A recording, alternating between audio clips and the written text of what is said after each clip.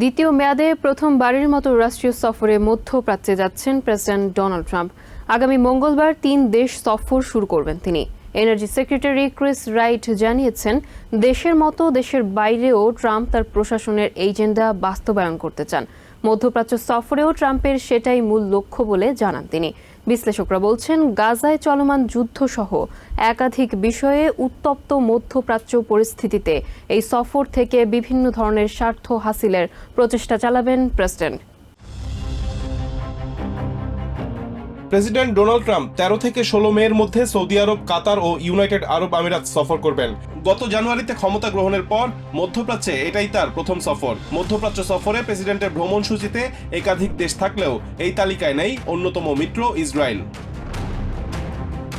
White house জানিয়েছে, মধ্যপ্রাচ্য সফরে জ্বালানি তেল বাণিজ্য, বিনিয়োগ, গাজা ও ইয়েমেন সংকট এবং ইরানের পারমাণবিক কর্মসূচি সহ একাধিক বিষয় ট্রাম্পের আলোচ্য সূচিতে থাকবে। Energy secretary Chris Wright Fox নিউজকে জানান, আগের মেয়াদে 2017 সালে মধ্যপ্রাচ্য সফরে আঞ্চলিক রাজপরিবারের সমর্থনের বিনিময়ে সুসম্পর্ক গড়ে তোলায় মনোযোগী ছিলেন প্রেসিডেন্ট ট্রাম্প। এই ধারাবাহিকতায় ট্রাম্প এবারের মধ্যপ্রাচ্য সফরেও বন্ধুপ্রতিম ধনী রাষ্ট্রগুলোর সঙ্গে বিনিয়োগ, বাণিজ্য এবং প্রযুক্তি সংক্রান্ত চুক্তি নিশ্চিতের চেষ্টা করবেন বলে জানান এনার্জি সেক্রেটারি। ইসরায়েল প্যালেস্টাইন সংঘাত বন্ধে প্রেসিডেন্ট ট্রাম্পের ভূমিকার সমালোচনা করেছেন সাবেক deputy assistant secretary of state Joel Rubin. MSNBC-কে তিনি বলেন, ইসরায়েলের মানবতা বিরোধী হামলার বিরুদ্ধে ট্রাম্প প্রশাসনের কঠোর ভূমিকা দেখার প্রত্যাশা সবার।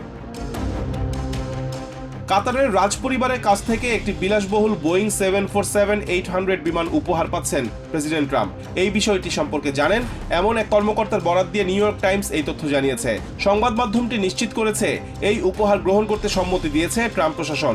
বিমানটিকে প্রেসিডেন্টের ব্যক্তিগত ভ্রমণের কাজে ব্যবহৃত এয়ারফোর্স ওয়ানের পদমর্যাদায় উন্নীত করা হতে পারে। এক্ষেত্রে প্রয়োজনীয় উন্নয়ন কাজও যথানিয়মে শেষ করা হবে। এদিকে ক্যাথলিক চার্চের পোপ হিসেবে দায়িত্ব গ্রহণের পর রবিবার দ্বিতীয়বারের মতো জনসম্মুখে উপস্থিত হন পোপ চতুর্দশ লিও। রেজিনা কোয়েলি প্রার্থনায় অংশ নিতে রবিবার হাজারো মানুষ সেন্ট পিটার্স স্কয়ারে জড়ো হন। সেন্ট পিটার্স বেসিলিকার বারান্দা থেকে দেয়া ভাষণে বিশ্বের বিভিন্ন দেশে চলমান যুদ্ধ ও সংঘাত বন্ধের আহ্বান জানান পোপ লিও।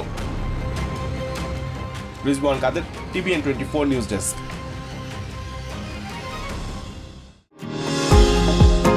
নিউ ইয়র্ক থেকে সম্প্রচারিত TVN 24 টেলিভিশন বিশ্বজুড়ে বাঙালির কণ্ঠস্বর।